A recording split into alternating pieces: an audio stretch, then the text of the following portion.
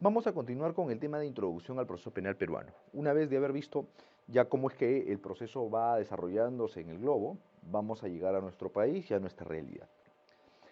Cuando hablamos de la historia del proceso penal peruano, vamos a partir que la lógica más primigenia es la vinculada con lo que hemos denominado un proceso penal incaico. Hablamos de una denominación propia de proceso penal incaico porque en efecto no existe una corriente jurídica documentada de cómo funcionaba el proceso penal incaico. Existen comentarios diversos sobre cómo funcionaba el proceso penal incaico, pero no es per se un proceso penal, ¿no? No estamos hablando de un órgano jurisdiccional, no estamos hablando de un órgano persecutor, sino más bien estamos hablando de una administración de venganza. Cómo es que dentro del imperio de los incas se administraba la venganza a nivel de determinadas cortes, o en todo caso a determinadas castas, como las altas castas se encargaban de asegurar el cumplimiento de lo dispuesto por los incas. Luego de esto pasamos a las leyes de Indias.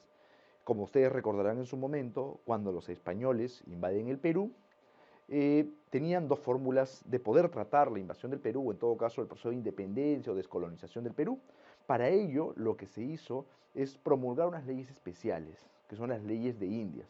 Las leyes de Indias estaban reguladas justamente para descubrir, o en todo caso para regular las conductas en las nuevas Indias. ¿Por qué? Porque las leyes españolas nunca pudieron ser aplicadas en el país. Y para eso se buscó encontrar un punto intermedio que comulgue o que mezcle tanto las costumbres o las prácticas incas como lo que estaba dado por las leyes en España. Eso es lo que se conoce como leyes de Indias. Dentro de estas leyes de Indias se estableció, por ejemplo, que íbamos a tener un defensor de pobres, representado por el clero, por la iglesia, y un pequeño proceso para aquellos que incumplían con las leyes de Indias, que no eran otra cosa, un mecanismo justamente de cooptación dentro del Estado peruano.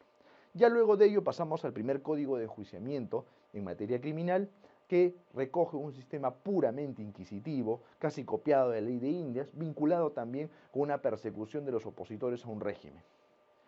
Este sistema inquisitivo puro tenía por finalidad justamente que un órgano como un poder judicial era el encargado de investigar, era el encargado de juzgar y finalmente el encargado de establecer una sanción.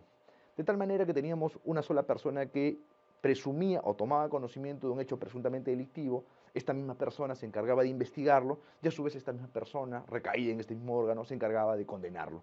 Este órgano llamaba Poder Judicial. Luego ya avanzamos un poco y llegamos a un sistema mixto con el Código de Procedimientos Penales. El Código de Procedimientos Penales aún vigente en nuestro país, porque como lo mencionamos en algún momento, en nuestro país tenemos una mistura de legislaciones vigentes. Tenemos el Código de Procedimientos Penales, que es un sistema mixto, tenemos el Código Procesal Penal, que también es parte de este sistema mixto, y tenemos el nuevo Código Procesal Penal, que es más bien un sistema semiacusatorio adversarial. ¿Ok? Está vigente, ¿por qué está vigente? Porque lo veremos con mayor detalle en algunos minutos, pero el nuevo Código Procesal Penal, cuando se implementó, se estableció como estructura, o en todo caso como metodología de implementación, que sea de manera progresiva. En razón a ello, se dividió en razón a distritos judiciales y se estableció un proceso de implementación paulatino, año tras año, de donde se implementaba la reforma procesal penal. Hoy por hoy aún se encuentra pendiente algunos distritos judiciales, por lo cual no podemos hablar de que se encuentre implementado en su totalidad el Código Procesal Penal. Es por ello que donde no está vigente el nuevo Código Procesal Penal, aún está vigente el Código de Procedimientos Penales y el Código Procesal Penal. Claro, en el medio de ellos se han dado determinadas disposiciones que nos han permitido encontrar un punto medio, ¿no? Por ejemplo, veremos que en el Código Procesal Penal, o en el nuevo Código Procesal Penal, hacemos referencia a una etapa que se llama control de acusación, y para hacer un símil o tratar de ir a adaptarnos a esa lógica, en el Código de Procedimientos se han hecho modificaciones legislativas en aras de establecer una audiencia que se llama audiencia de imputación de cargos, que es muy parecida o que busca más bien aproximarnos a ello.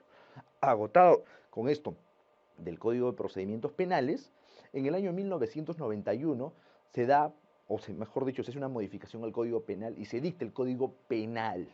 En esa misma lógica se pensó que era necesario reformar también el Código Procesal Penal y se dicta el Código Procesal Penal de 1991. Sin embargo, lamentablemente no tuvo la fuerza necesaria para su proceso de implementación y solamente se entró en vigencia poco menos de 50 artículos, por lo cual hasta ese momento, en 1991, mantenía vigencia el Código de Procedimientos Penales, pero también el Código Procesal Penal del 91. Y con ambos cuerpos normativos se venía llevando a cabo los procesos penales. Sin embargo, parte de las modificaciones que hubo fue la creación de un proceso que se denomina proceso sumario, que abarca probablemente la carga judicial de un 60%, 70% de casos, que a su vez recoge el 80% de las tipologías del proceso inquisitivo, con lo cual se desnaturalizaba esta lógica de encontrar un sistema mixto. Ya en el 2004 se venía discutiendo la necesidad de reformar el sistema penal. Pero ¿por qué íbamos a reformar el sistema penal? Eso lo vamos a ver en nuestra próxima exposición. Muchísimas gracias.